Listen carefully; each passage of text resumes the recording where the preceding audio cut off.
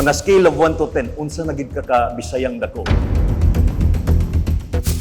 Did you ever adjust? Like, I mean, with your personality, Manggod, like what I said, you're very soft-spoken. And for a leader, like, you also have to be tough. First time na ako nakita si Lucy, ingon na ako, sa Lagyo ba? Ako, ingon sa producer, kanang imong leading lady sa Lux commercial. Okay. Wapa. Pero medyo chubby lang gamay ba?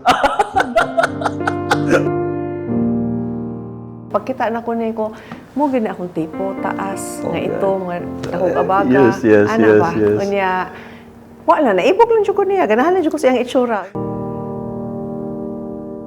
You just want to see this person in real life and you've never had the chance. So, pag ingon nila ana, nakaingon jud ko nga sus nganong ila pa mang gidugay-dugay. Had they told me from the start, I would have done this for free.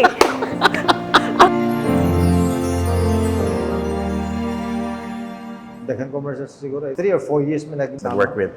And then when the producer said na, this will be our last. So then, I think we both knew that was the last time. I felt so sad.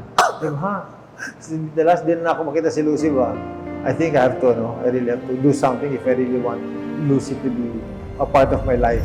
Oh, wow!